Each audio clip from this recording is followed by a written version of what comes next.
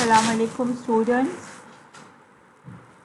We were discussing nutritional problems in public health, and this is in continuity with the first lecture of nutritional problems, and it is part 2 of the nutritional problems in public health.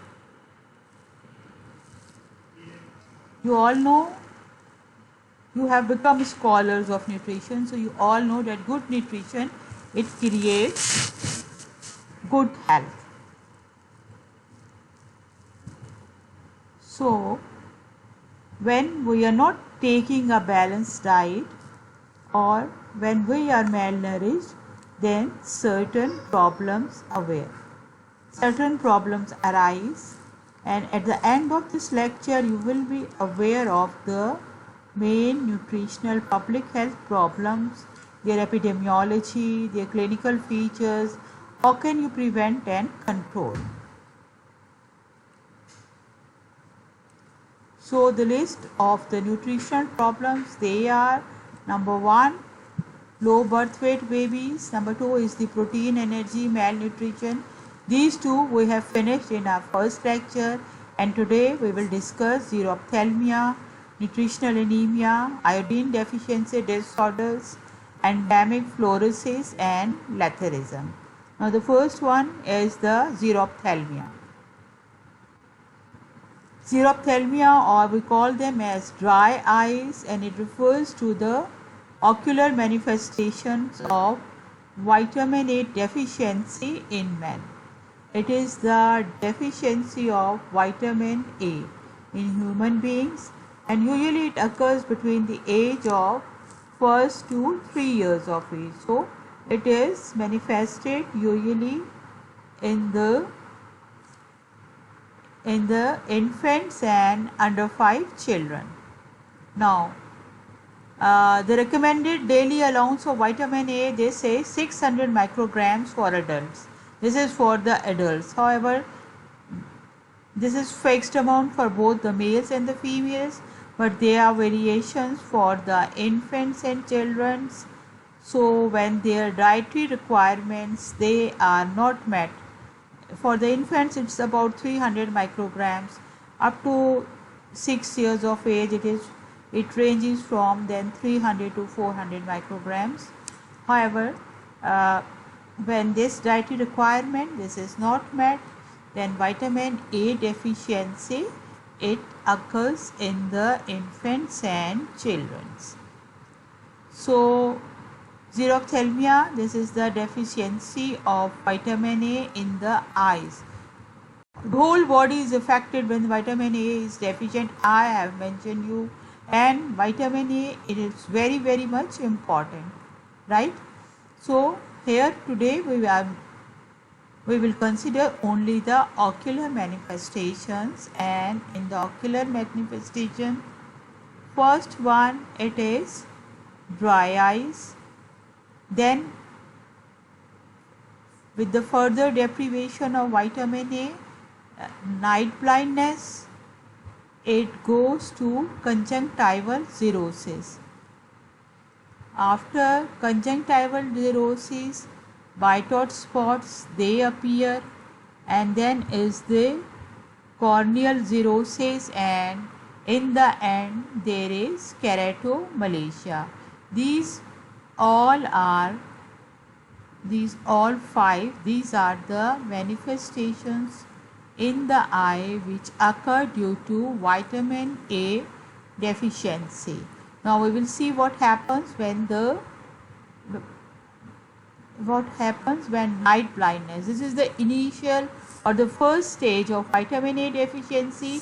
Here the child is not able to see in the dim light, and the child will tell to his mother that I cannot see in a dark room, because here the dark adaptation, this is impaired, and the disease progresses further, and then is the stage of conjunctival xerosis. Here conjunctiva, it is dry, it is not wettable, and its appearance of smooth shiny conjunctiva, this is lost, and it becomes muddy and wrinkled. This stage is called as conjunctival cirrhosis. And the third one is Bitot spots, which are triangular, pearly white, yellowish spots on the.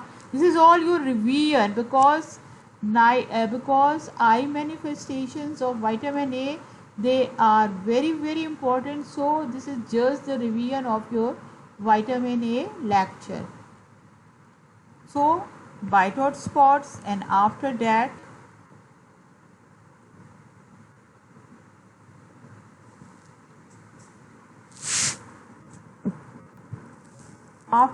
there is corneal cirrhosis, and there is finally keratomalacia. This will lead to the blindness, and I have mentioned all you about the incidence and the prevalence of vitamin A deficiency, right? So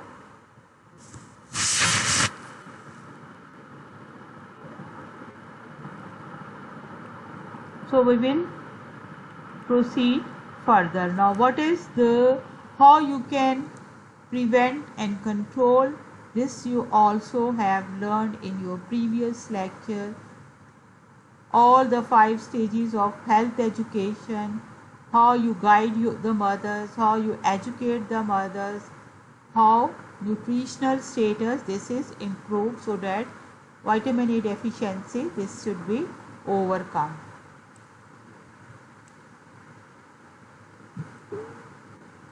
After vitamin A deficiency, which is a major public health problem, especially seen in the infants and children, we come to the nutritional anemia. Now anemia, it is also a very major public health problem and mainly seen in the females of reproductive age, and it's very common in the developing nations. Now WHO says that nutritional anemia, it's a condition in which hemoglobin content of the blood, it is lower than normal as a result of deficiency of one or more essential nutrients regardless of the cause of such deficiency. Here कौन कर रहा है deficiency, we are not concerned फिलहाल. When we are defining anemia, we see that it occurs because hemoglobin content of the blood, it is lower than normal as a result of deficiency of one or more essential nutrients, and we will see these essential nutrients, which are iron, which is folic acid, which is cyanocobalamin. So irrespective of the which is causing, but what is the cause of this deficiency? When the hemoglobin content of the blood is low, we call it as anemia. Anemia, it is established when the hemoglobin is below the cutoff points which are recommended by WHO, and these cutoff points to diagnose anemia. Now you know that hemoglobin you always measure in grams per deciliter, and when we are considering anemia, we consider number 1 hemoglobin, number 2 is MCHC, mean corpuscular hemoglobin concentration in percentage, right? So when the levels of the adult males, they fall below 13 grams per deciliter, and when the adult females, which she is not pregnant, it falls below 12 grams per deciliter, then we call it as they are suffering from anemia. The children from 6 months to 6 years, if their hemoglobin concentration it falls below 11 grams per deciliter, then we call it that the child is anemic. And of course from 6 years to 14 years, it is 12 grams per deciliter. So you see the concentration of hemoglobin for the adult males, it is high, 13, and then for the females it is 12, and then for the children less than 6 years, 11, and the children between 6 to 14 years it is 12. But you see that the MCHC, it remains constant in all, and this is 34%. However, if this concentration of MCHC it falls below 34, then what we call that the RBCs, they are hypochromic. RBCs are hypochromic, and this is called as then hypochromic anemia. When the cell size is small, we call it is microcytic hypochromic anemia. Then anemia we also classify as early anemia, and then is the marked anemia. Early anemia, when the hemoglobin concentration it is from 10 to 11 grams per deciliter, and marked anemia, when the hemoglobin concentration it falls below 10 grams per deciliter, it is less than 10 grams per deciliter, then we call it as it's marked anemia. Now why anemia happens? Of course, because the diet is poor, you are not taking balanced diet, you are not meeting the requirements of daily iron which should be provided to your body by the food, by your diet. So number one cause is inadequate intake, and number two is the poor bioavailability of dietary iron. You are providing the body with the iron, but it's not available for utilization in the body. Then is excessive loss of iron from the body. There are so many reasons. Of course, acute hemorrhage, this can cause severe loss of chronic hemorrhage. It can cause loss of blood from the body like piles, hemorrhoids, and this can cause deficiency of iron. But in the females, heavy periods, menorrhagia, they can cause loss of iron from the body, and of course it may result in anemia. Then in the females there are so many reasons which cause anemia. We will just like pregnancy, like lactation, like multiple pregnancies, like repeated pregnancies. When the stores they are already low, and the female she becomes pregnant and her diet is deficient and it's not meeting the requirements of the body. So in the females there are so many reasons of less iron in the body causing iron deficiency anemia. Then there are infections like malaria and hookworm infestation. They both also cause anemia. So there are so many causes, and they lead to iron deficiency anemia, and it's a very major nutritional problem, because the females they have to go through the pregnancies and lactation, and then if their requirements they are not met, then of course this can lead to poor health, iron deficiency anemia, and poor health will further aggravate the condition. So iron is the one dietary constituent which causes anemia, and then there is folic acid. Now folic acid anemia, this is during pregnancy seen in the females, and especially it is associated with poor socioeconomic status, when the diet is deficient in iron and folic acid rich foods. So then the folic acid is deficient and it is causing anemia, then of course neural tube defects, this can be seen in the offspring. So the detrimental effects they are seen in the pregnancy, that can lead to the infections in the female, reinfection, because iron stores, they are less, so her working capacity that will be reduced. She will be tired very soon. She will be dyspneic. She will lethargic, and she will not be able to perform her duties like a normal healthy female. So one was folic acid deficiency and iron deficiency. How can we overcome this very major problem of iron deficiency or nutritional anemia? Now the interventions, they vary case to case. Sometimes there is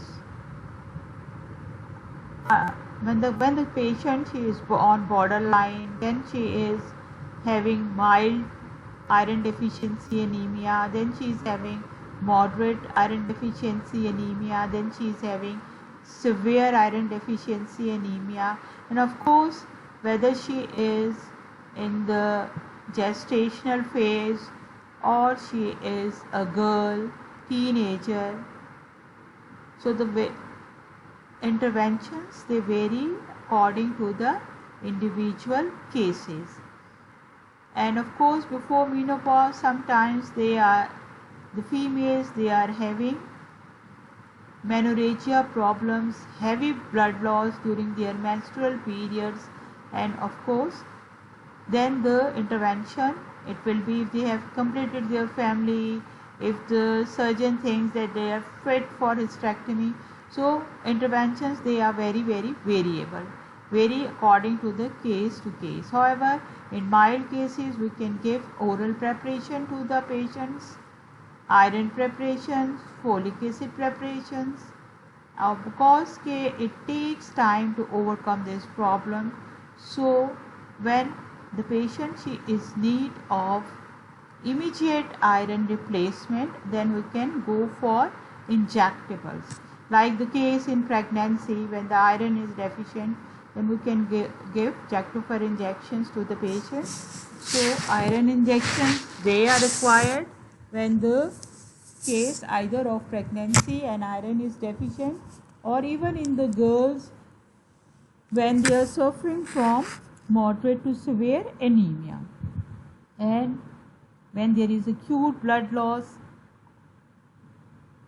hemorrhage, and the patient becomes anemic, then of course blood transfusion.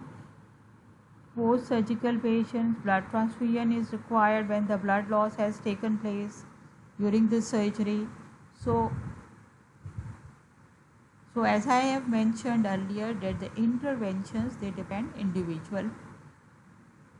upon individual cases. What is the case? What is the requirement? What should be then done? However, we fortify our foods with iron fortification, and of course for the children, for the adults, there are so many nutritional supplements with iron fortification, and they can be given just in the long term measurement cases, when there is no acute shortage of iron, then iron fortification supplementation, it can be utilized. So we finished with vitamin A deficiency, and we finished with nutritional anemia, and then we come to another major public health problem due to dietary deficiency, and this is iodine deficiency disorders. So iodine deficiency disorder, this is the disorder of thyroid gland. The thyroid gland is present on the front of your neck. Sometimes you have seen the neck, it is swollen either from one side or both the sides, maybe multinodular goiter. So you can have seen swelling on the front of the neck. Sometimes it's very huge, and this is called as goiter. So iodine deficiency manifests in our body in two forms. Number one is goiter, and number two is cretinism. More common in South Asian countries or in those countries where the soil is not rich with iodine.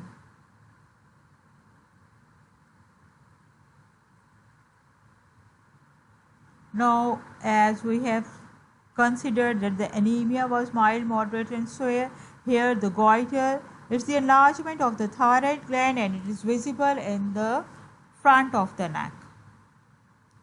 So the goiter is given grading according to the levels of severity of iodine deficiency. We call that this is grade 1 iodine deficiency, this is grade 2 iodine deficiency, this is grade 3 iodine deficiency, and then is the multinodular iodine deficiency. So all these were the manifestations of goiter.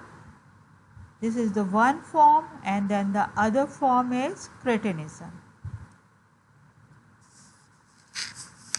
Cretinism is when the usually seen in the females, and the height is very small, and then all the clinical features of iodine deficiency.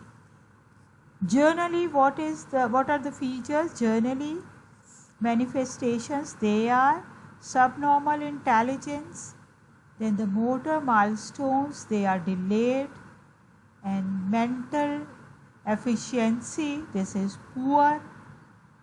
There may occur hearing defects and also the speech defects, and in the eye there are nystagmus and strabismus.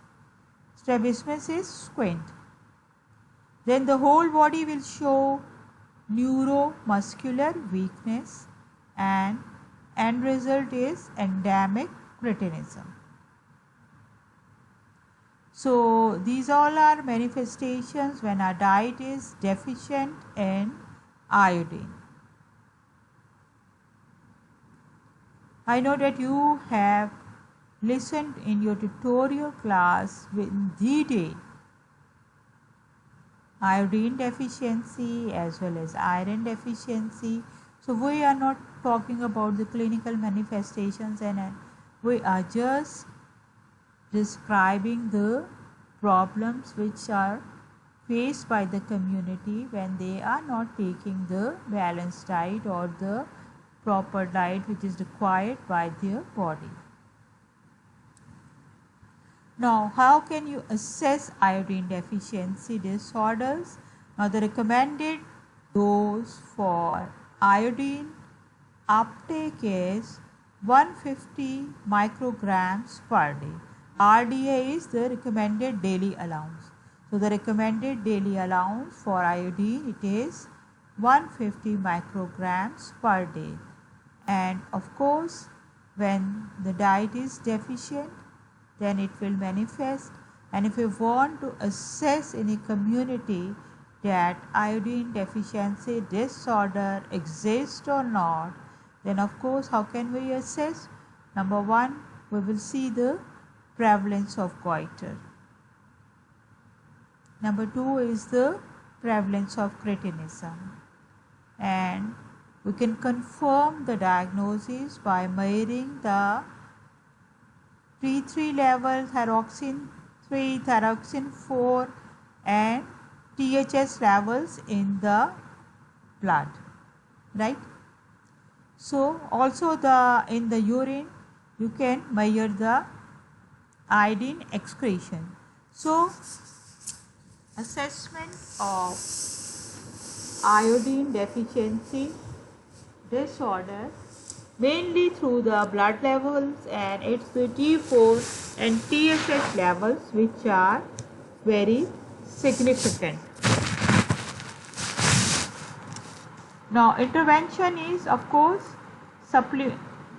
again here individual variations they are present, and it depends that how much deficiency of thyroxine is present. So either thyroxine tablets they are given orally daily basis पे कितनी dose चाहिए, this the clinician will decide.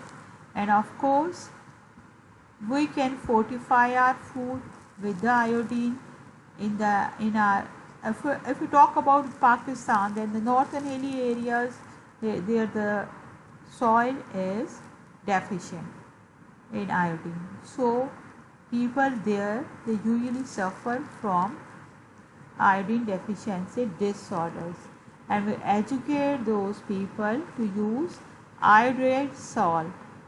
Iodized salt is fortified with iodine and it is recommended for use. Even normal persons, हम लोग भी iodized salt ही का इस्तेमाल करते हैं because के we never know.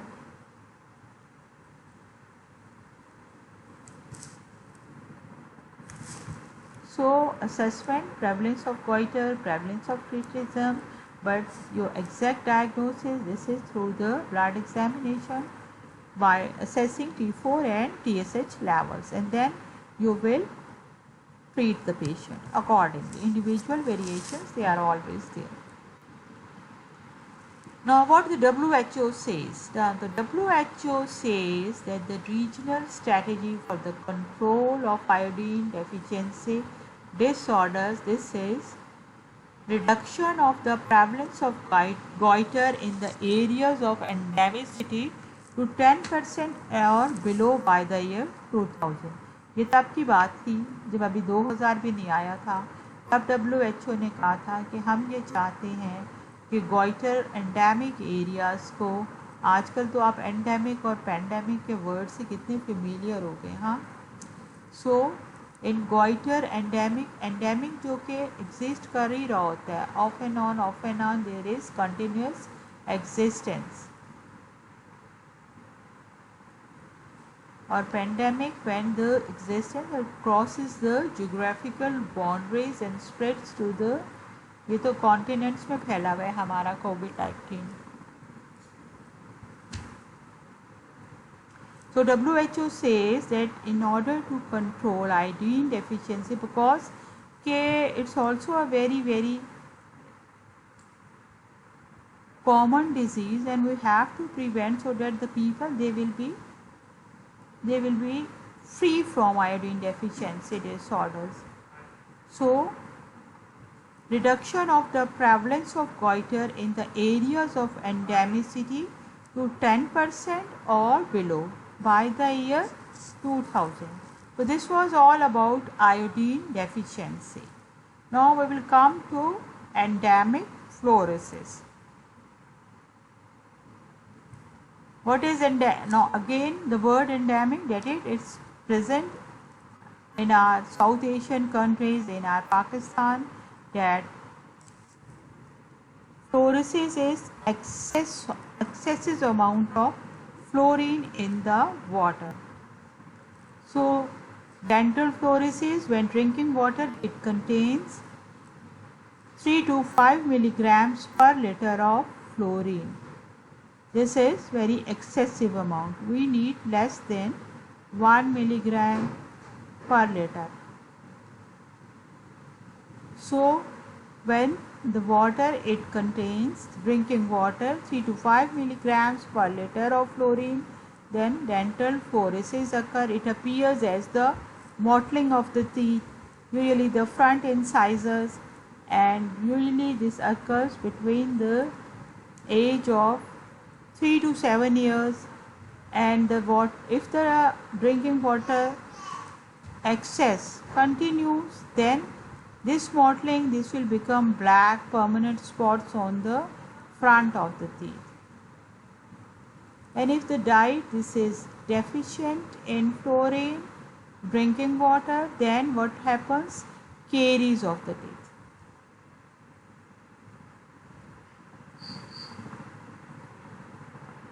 If the drinking water we are taking, it is with lifetime intake of 3 to 6 milligrams per liter, then crippling and disability, this can occur. So fluorine in the water, if it is less, it causes caries. If it is in excess, it causes fluorosis and dental fluorosis. And when it is for the lifetime, then of course skeletal changes, they occur in the bones, and crippling and disability, and even in the adult life the person is not able to walk because of the disabilities which have taken place and the fluorines they have deposited in the bones. So this was another nutritional problem which is faced by the community. Now in the end we come to the, yes, so many problems, but what we have listed and what is given in your textbook, so according to that, now we come to the letharism. What is letharism? It is a paralyzing disease of humans and animals. In the humans it is called as neuroletharism, and in the animals it is called as osteoletharism. Here osteoletharism, it is affecting the skeletal and the bones, and in neuro it involves the CNS, and it is a crippling disease of central nervous system which occurs in the humans who consume large amounts of Pulse Lathyrus sativus.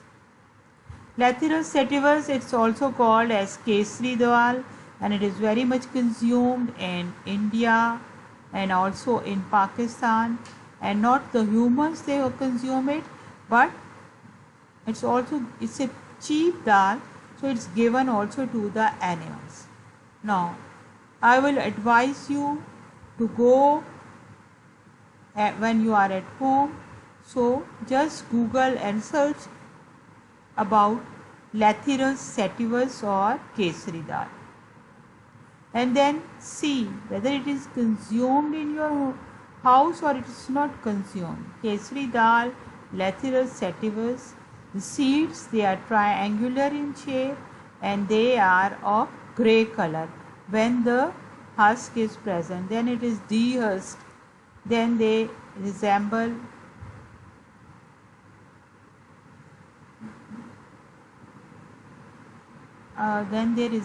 gram dal.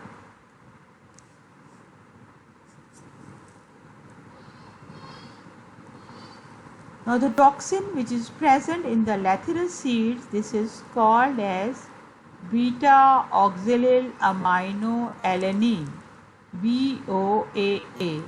This is in crystalline form and it is water soluble. So the plus point of this toxin is that it is water soluble. So when you wash the dal many times, so some of the toxin it is reduced, right? Or there are so many interventions we will study how we can reduce the toxin from the dal. Now the disease, it affects adults at the age of from 18 to 45 years. If there is long term duration of consumption of this dal, then of course manifestations of the disease they will occur.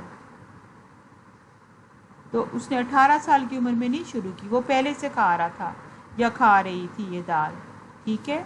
सो जब वो बचपन से खा रहा है तो at the age of 18 the manifestations of the letharism they will start develop. Now the first stage is that latent stage, which is reversible stage. If the person stops eating, then of course this is the reversible stage. But if the consumption of this dal it continues, then there are stages of the disease. Number one is no stick stage, then is the 1 stick stage, then is the 2 stick stage, and last one is the crawler stage. As I mentioned that the latent stage, this was reversible. No stick stage is the gait of the person this is affected, however he can walk, although it becomes difficult for him or her to cover a long distance. They travel They walk only for short distances, but of course they are here walking without the stick, and then when they cannot walk without the support of one stick, and then is the stage when they cannot walk without the support of two sticks, and the last stage is when the knee joints, they are now supporting the body, they are now cannot support the body, so the person cannot stand. Erect posture में वो पहले भी नहीं था, but of course here now he is not able to stand on his foot, so he has to walk with the hands, and this is called as crawler stage. When the knee joints, they are not supporting the weight of the body. This occurs in Lathyrusm. Now, of course, it's a crippling disease of CNS. So, what are the interventions? Number one is we supplement the diet with vitamin C. Vitamin C consumption तो आजकल भी आपको कहा जा रहा है, ढेर सारा vitamin C because it boosts your immunity. So, vitamin C prophylaxis number one. Number two is banning the crop.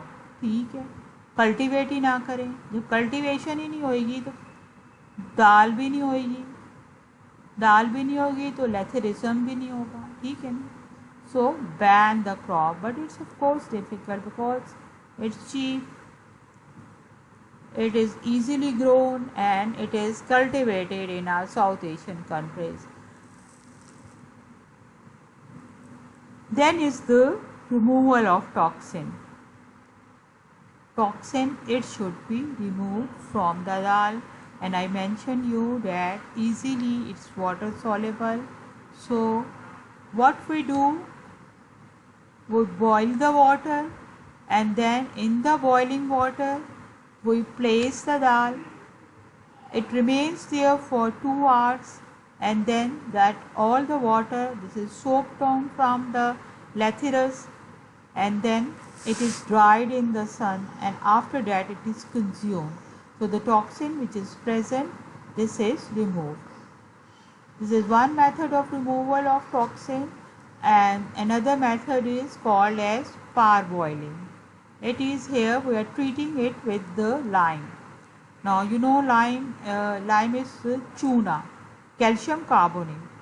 So you soak the seeds of this lathyrus and you put lime in it, and then let it remain for 2 hours or more, and then the water it is drained, and then it is washed with water, and then it is used. Now health education, this is the most common, most simpler method of educating the public and the community about the toxic effects of these seeds. They are asked not to use it, or either to remove the toxin or use it after parboiling, so that they will be free from the side effects of that seed. So after health education, there is one other approach to remove the toxin, and that is genetic approach, genetic engineering. And through the genetic engineering you can decrease the level of toxin in the lathyrus seeds. So we have covered all the public health problems due to our imbalanced diet, or due to our deficient diet, when we are not taking the proper dietary ingredients in. So the body will manifest itself in the form of all these complications which we have discussed, and among them, just to revise, I told you about the low birth weight infants, and then is the protein energy malnutrition.